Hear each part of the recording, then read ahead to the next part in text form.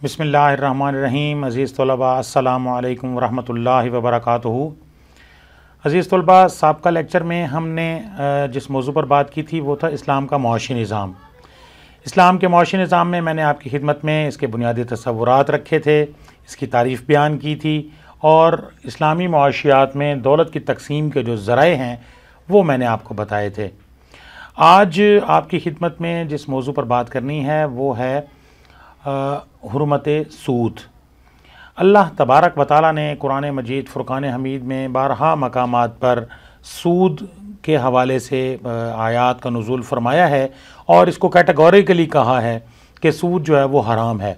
इसके बारे में बड़ी मशहूर आयत है, औज़ु बिल्लाहि मिनश शैतानिर रजीम, बिस्मिल्लाहिर्रहमानिर रहीम, या अय्युहल्लज़ीना आमनू ला ताकुलुर रिबा, ए वो लोगो जो ईमान लाए हो सूद ना खाओ।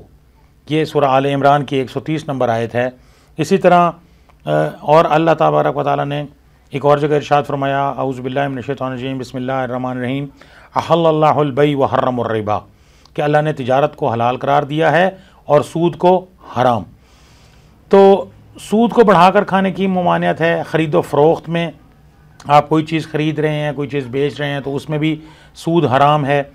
तो बज़ाहिर तो हमें ये लगता है कि हमारे माल में इजाफ़ा हो रहा है, लेकिन दर हकीकत ये इजाफ़ा नहीं है। दो चीज़ें हैं।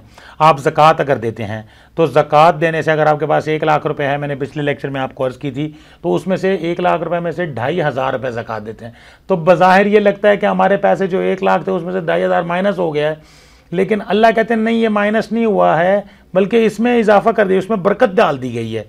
इसी तरह सूद बज़ाहिर तो ये लग रहा होता है कि सूद से जनाब हमने 1 लाख रुपए किसी को दिया और उसने उस पर 2,500 रुपये महीना हमें मिल रहा है 1 लाख रुपए पर, तो ये बज़ाहिर तो हमें एक इजाफ़ा नज़र आ रहा है, लेकिन ये माल में दर हकीकत इजाफ़ा नहीं है, ये उल्टा नुकसान है ये, और ये वबाल जान है। तो वाजिबुल अदा जो सूद है उसकी भी मुमानियत की गई है। अल्लाह तबारक व तआला सूरह अल-बकरा में इरशाद फरमाते हैं, वो लोग जो ईमान लाए हो अल्लाह से डरो और जो कुछ सूद बाकी रह गया उसे छोड़ दो। तो ऐलान जंग की वईद है, फ़इन लम तफ़अलू फ़अज़नु बिहर्बिम मिनल्लाहि व रसूलिही, फिर अगर तुमने ऐसा ना किया तो अल्लाह और उसके रसूल की तरफ से लड़ाई के लिए ख़बरदार हो जाओ। सूरह अल-बकरा की आयत नंबर 289 है ये, जिसमें अब ये अल्लाह तबारक व तआला कहते हैं अब सूद जो काम कारोबार करते हैं सूद का, उसके लिए अल्लाह तबारक व तआला ये यहाँ पर बाकायदा ऐलान फरमा रहे हैं कि वो अल्लाह और उसके रसूल के साथ जंग करने के लिए तैयार हो जाए। तो आप बताएं, क्या हम में से किसी के अंदर जुर्रत है कि हम अल्लाह और उसके रसूल के ख़िलाफ़ हम कोई जंग कर सकते हैं उनसे? बिल्कुल भी नहीं कर सकते। लिहाजा हमें इस सूद से बचना है। हुर्मत रिबा जब हम बात करते हैं अज़्रुए हदीस, तो उसमें आप देखते हैं कि तंग दस्त और मकरूज़ के साथ हमें शरीयत क्या कहती है? शरीयत हमें कहती है कि उसके साथ नरमी वाला मामला करो। जो शख्स ये चाहे, ये बड़ी मशहूर हदीस है, जो शख्स ये चाहे कि उसके सर पर उस रोज़ अल्लाह का साया हो जबकि उस दिन अल्लाह के सिवा कोई साया ना होगा, तो उस शख्स को चाहिए कि तंग दस्त और मकरूज़ के साथ नरमी वाला मामला करे, या फिर अगर ये कर सकता है उसको माफ़ कर दे। तो कबूलियत दुआ की जो शर्त मैंने पिछले लेक्चर में भी आपको बताई थी कि, और अब भी यही बता रहा हूँ कि तंग दस्त मकरूज़ को मोहलत देना है। आप जो इसकी और भी बेशुमार दुआ के हवाले से फिर कभी इंशाल्लाह बात करूँगा, मौका मिला तो असल रकम की वसूली का हुक्म है। खुतबा हज्जतुल विदा के मौके पे आपने फरमाया, जो ज़माने जाहिलियत में सूदी मामलात किए गए थे तो साबका सूद छोड़ दिया गया, अब हर शख्स उसको असल रकम मिलेगी, ना कोई इस रासुल माल में कोई कमी करके तुम पर जुल्म कर सकेगा। और सबसे पहले जो सूद छोड़ा था वो अब्बास इब्न अब्दुल मुत्तलिब का सूद, यानी हज़रत अब्बास का जो था वो आपने माफ़ फरमा दिया। इसी तरह बदकारी के बराबर गुनाह है। तो ये कितनी सख्त वईद है इसके बारे में। तो सूद के नुकसानात क्या हैं? सूद के नुकसानात ये हैं कि आदमी अखलाकी तौर पर खपती और दीवाना हो जाता है।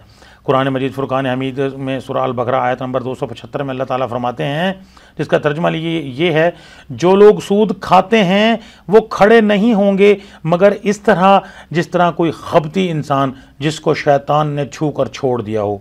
यानी जो सूदखोर होता है उसकी जहनी कैफियत ये होती है कि उसके दिलो दिमाग पे हर वक्त माल और दौलत का खफ्त सवार होता है। अगर आपका कभी वास्ता पड़ा हो सूदखोर के साथ तो आप देखते हैं कि उसको ना किसी इंसान की फ़िक्र होती है, ना उसको अपनी फ़िक्र होती है, और ना वो इधर उधर की कोई लाओ लिहाज करता है।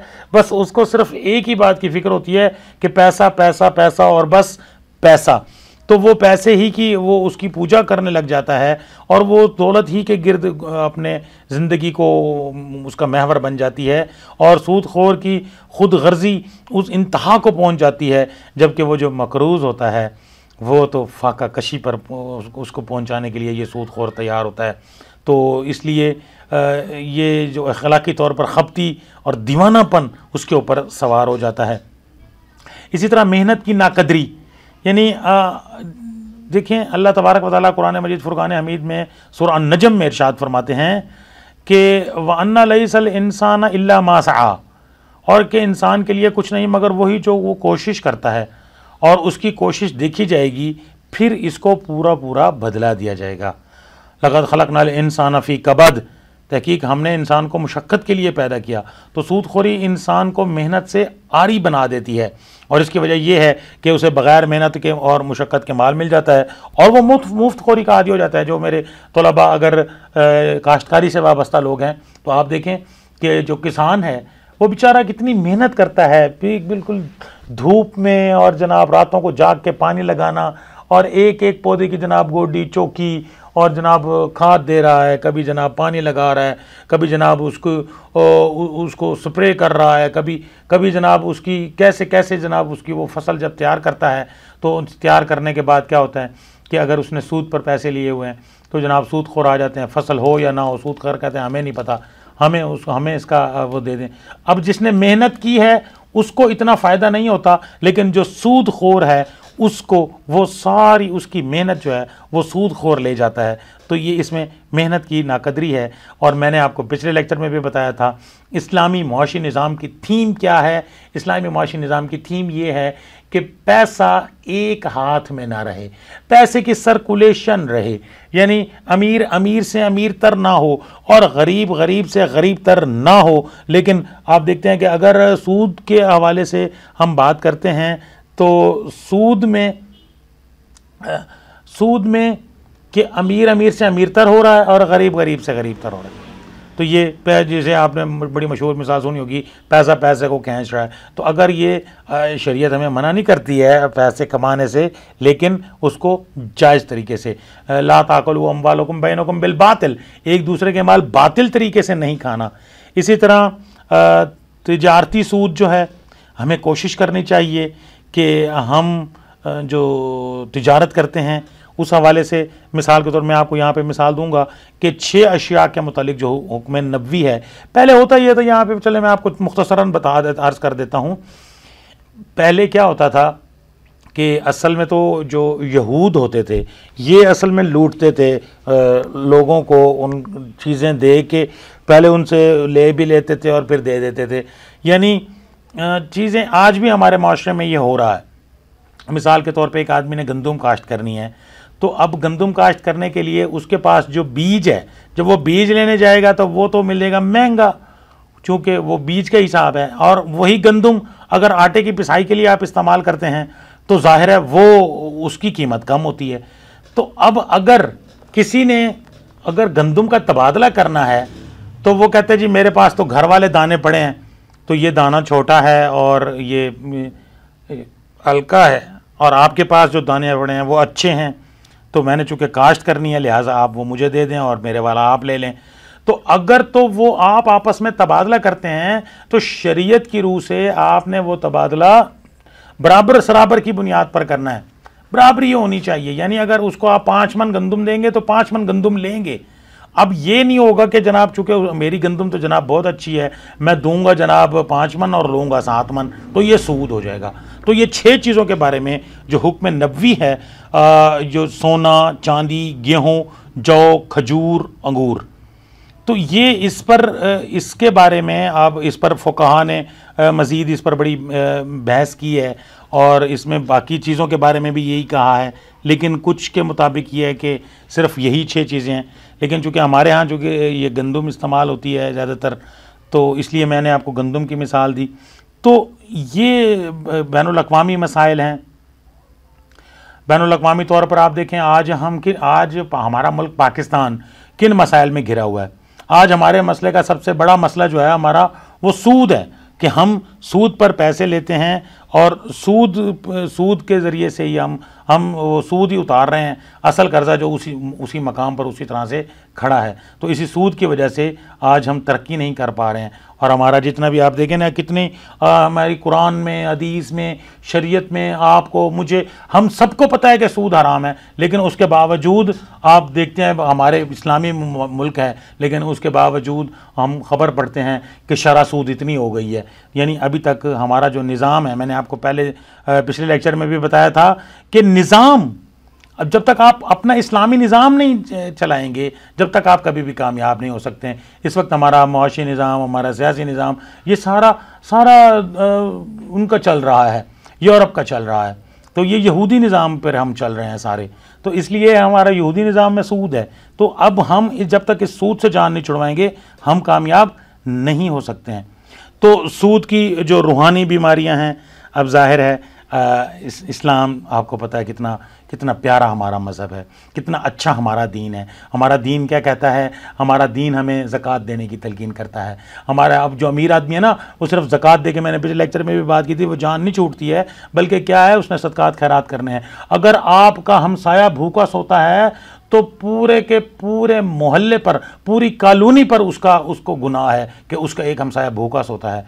तो अब ये देखें ना, अब इंसान अखलाक में सबसे बड़ा जो हर वक्त ईसार और सखावत और ख़ुद तकलीफ़ उठाकर दूसरों को राहत पहुंचाने का जज्बा रखता है, लेकिन सूदखोर कभी भी ये जज्बा नहीं रखता। सूदखोर को हमेशा सिर्फ अपने पैसे ही की फ़िक्र होती है।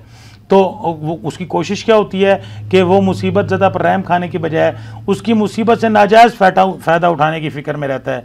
आप देखते हैं, आपने एक वो बड़ी मशहूर मिसाल है, आपने सुनी होगी कि यार मैंने वो कोई प्लाट लेना है, मकान लेना है, लेकिन लेना उससे है जिसका ताज़ा फोत हुआ हो, जो ताज़ा यतीम हुआ हो, यानी वो बच्चा हो, वो नौजवान हो, वो लड़का हो, उसे दुनिया की पता ना हो, हैं, उसे उसके माल की पता ना हो, और हम उसके औने पौने उसका माल ख़रीद लें। तो ये लोग जो हैं, ये पस्त ज़हनियत के लोग इस तरह की बातें करते हैं। आपको क्या चाहिए कि आप अगर किसी से कोई चीज़ ले रहे हैं तो उसकी प्रॉपर जो कीमत है, आप उसकी प्रॉपर कीमत अदा करें और उसको प्रॉपर कीमत दे के आप उससे वो चीज़ लें, बजाय इसके कि आप किसी की मजबूरी से नाजायज़ फ़ायदा उठाएं। आखिर देखें, मेरी बात सुनें, सूद कौन लेगा? पैसे कर्ज कौन लेता है? जाहिर है वही लेता है जिसके पास पैसे नहीं होते हैं, तो वो मजबूरी के तहत सूद लेता है। अब हम उसकी मजबूरी का नाजायज़ फ़ायदा ना उठाएं। अब जो सूदखोर है वो तो उसके तो लिए टारगेट वही लोग होते हैं जो बेचारे मजबूर होते हैं, जो बेचारे मकहूर होते हैं, और उन्हीं को वो टारगेट करते हैं और उनसे वो जनाब उस तरह के वो लेके अपना सूद पर उनको पैसे दे के और सूद पर उनको खाद और बीज, आपने देखा होगा ज़्यादातर देहात के जो तलबा हैं वो ये मेरी बात को समझ रहे होंगे कि खाद बीज ये सारा सूद पर दे के और फिर जनाब वो जैसे फसल उतरने लगती है तो ये पहुंच जाते हैं और ये उससे नाजायज़ फ़ायदा उठाते हैं। तो अब इसमें अच्छाई और बुराई की जो तमीज़ है, तो सूदखोरी के नतीजे में माल की हिर्स इतनी बढ़ जाती है कि उसमें मस्त होकर अपने भले और बुरे को कोई नहीं पहचानता, और इस तरह बुरे अंजाम से वो बिल्कुल गाफिल हो जाता है कि मैं जो कर रहा हूँ ये कितना गलत काम है। तो इसी तरह आप देखें, इस्लाम के जो तिजारती असूल व ज़वाबित हैं, तो इसमें सबसे पहला जो असूल है वो क्या है? तराज़ी तरफ़ैन। तराज़ी तरफ़ैन क्या है कि दोनों फरीक राज़ी हैं, एक चीज़ बेच रहे हैं, अच्छा मैं इतने की बेचूंगा, वो कहते हैं मैं इतने की लूँगा, ठीक है जनाब। जब दोनों बामी रजामंदी हो गई, अब जनाब ये जायज़ है। अच्छा, दयानत, तिजारत का जो दूसरा बड़ा असूल है वो दयानतदारी है। इसमें किसी किस्म का धोखा या कोई बददियानती नहीं होनी चाहिए। जो माल देखें ना, आज हम क्या करते हैं, आम का सीज़न है, ऊपर वाली लेयर जो है वो बड़े मोटे मोटे अच्छे अच्छे आम जनाब, बड़ा मज़ेदार हैं, और नीचे जनाब गले सड़े आम लगा के तो लोगों ने ऊपर से देख के लेने ना जी। तो ये बददियानती नहीं होनी चाहिए।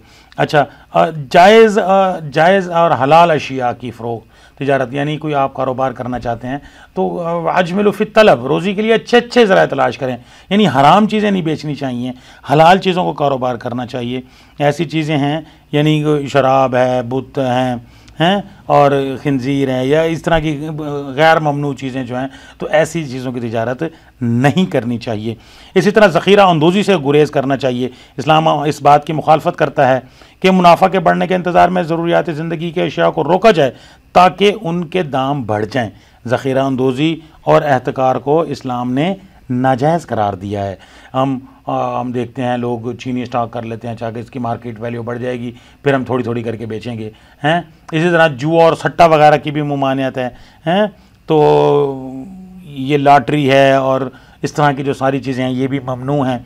तो इर्तिकाज़ दौलत यानी दौलत को चंद मकामात पर मुर्तकिज़ कर देना, आज हमारे माशरे में यही कुछ हो रहा है कि अमीर अमीर से अमीर तर हो रहा है और गरीब गरीब से गरीब तर हो रहा है। अल्लाह ताला कुरान मजीद में इरशाद फरमाते हैं, ऐसा ना हो कि ये मालो दौलत तुम्हारे दौलतमंदों में ही गर्दिश करता रहे। आज देखें अमीर लोग जो हैं वो दौलत के लिए, दौलत वो जनाब 2 वक्त की रोटी के लिए तरसते हैं।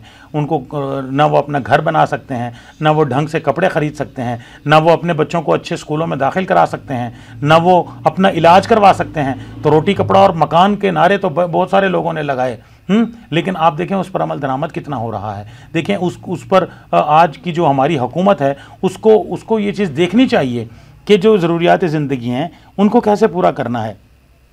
ये अमीर अमीर से अमीर तर ना हो और गरीब गरीब से गरीब तर ना हो। तिजारत और धोखे की देखें, ये जो धोखा है, क्या धोखे से क्या मुराद है? धोखा यानी आप उसको कह कुछ रहे हैं और दे कुछ रहे हैं। अच्छा, घर में जाके पता चलता है कि जनाब आधे केले ख़राब निकले। अच्छा, वो आप देखते हैं कोई चीज़ ख़रीद रहे होते हैं ना, तो उसमें से कुछ चीज़ें आप खुद चुन के डालते हैं तराजू में, तो वो गले सड़े एक साइड पर रखा होता है, वो एक आध डाल देता है। अगर आप उसको निकालना था, एक तो मैं अपनी मर्ज़ी से डाल रहा हूँ, आप उसको भी निकाल रहे हो, तो वो घर जाके देखते हैं तो वही ख़राब होता है। तो ये धोखे की तिजारत है हैं। अब इस्लाम में धोखा ममनू है। आप अब मिलावट करना है, आज कहते हैं दूध खालिस मिलता ही नहीं है। कितनी हैरानगी की बात है कि जनाब उसमें दूध में केमिकल मिला के बेच रहे हैं। क्या चीज़ है जो खालिस आपको मिल रही है? हर चीज़ में जनाब केमिकल है, हर चीज़ में जनाब 2 नंबरी है। बंदा जाए तो जाए कहाँ? तो तिजारत में धोखाधड़ी नहीं करनी चाहिए। तो हालांकि इस्लाम में तिजारत की बड़ी फजीलत है। नबी करीम सल्लल्लाहु अलैहि वसल्लम के फरमान का मफहूम है कि अल्लाह ताला ने रिज़्क़ के 10 हिस्से बनाए हैं, जिनमें से 9 हिस्से तिजारत में हैं और 1 हिस्सा बाकी रोज़गार में है। तो आपके उसवा हसना से साबित होता है कि आपको जो सादिक अमीन कहकर पुकारा जाता था, तो आपने भी तो तिजारत की है, तो ये आपका भी पेशा रहा है, लेकिन आपने हमेशा सच के साथ माल के अयूब को ज़ाहिर करना है। हम क्या करते हैं, हम 2 नंबर चीज़ को 1 नंबर करके बेच रहे होते हैं और उसकी खूबियां बयान कर रहे होते हैं, हालांकि वो चीज़ 2 नंबर होती है। और आपको भी पता होती है, जो दुकानदार होता है उसको पता है कि मैं ये 2 नंबर चीज़ को 1 नंबर करके बेच रहा हूँ। वो उसको जनाब गलत स्टैंप लगा के जेली वो करके तो बेच रहा होता है। तो नहीं, अगर कोई चीज़ ख़राब है आप उसको पहले बता दें, भाईजान इसकी ये चीज़ ख़राब है। माल के अयूब को जाहिर करना, उसके अंदर जो ऐब है वो आप पहले बता दें। किस बयानी किसे कहते हैं? झूठ बोलना, झूठ बोल के और जनाब खुदा ना खासा झूठी कसमें, अल्लाह दी कसम है तेनू वेच के मैनू 10 रुपये का नुकसान हो रहा है। भाई आप क्यों इसको झूठी कसमें खा रहे हैं? अपने रोज़ी को हराम क्यों करते हैं आप?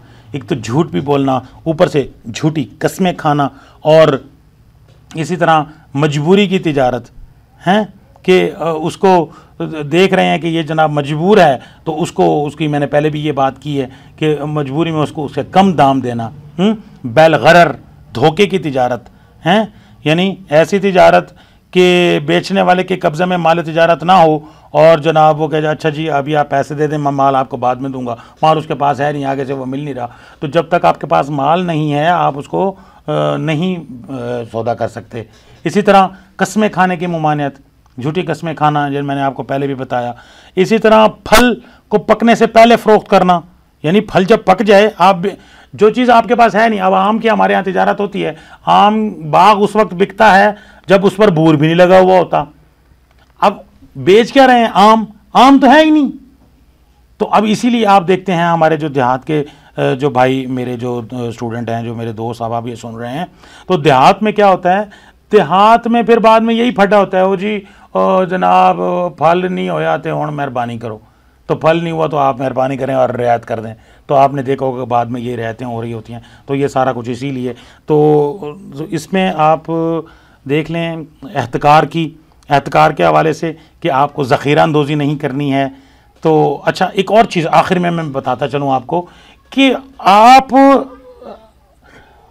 अपने सामान को मंडी से बाहर जाके ख़रीदना, ये इसकी भी ममानियत है। मिसाल के तौर पे देहात के लोग हैं, अब देहात में रहने वाले हैं और आप जनाब देहात में जाते हैं और उनसे कहते हैं कि जनाब ये तो मार्केट मंडी में जो बैठा है आड़ती, उसको पता है रेट बढ़ गया है। तो वो क्या करता है, वो फील्ड में चला जाता, खेत में चला जाता है, किसान से वहाँ भिंडी का मिसाल देता हूँ। अब उसको पता चला है मंडी में रेट भिंडी का बढ़ गया है, वो जनाब पहुँच जाएगा किसान के खेत में, अभी भिंडी की चुनाई हो रही है। और यार आप कहाँ इतने दूर आओगे मंडी में, मैं बस ये डाला लेके आ गया हूँ और ये पैसे लो और ये नहीं। तो इसको ये भी ममानियत है। तो आप उसको जो उसके ये धोखा है, तो आप उसकी जो रेट है उसके मुताबिक उसकी मेहनत का उसको फल दें। तो आज के लेक्चर के लिए इतना ही काफ़ी है। इंशाअल्लाह इस मज़ीद अगले लेक्चर में फिर बात होगी। उस वक्त तक के लिए इफ्तिखार अली गिलानी को इजाज़त दीजिए। अल्लाह हाफ़िज़।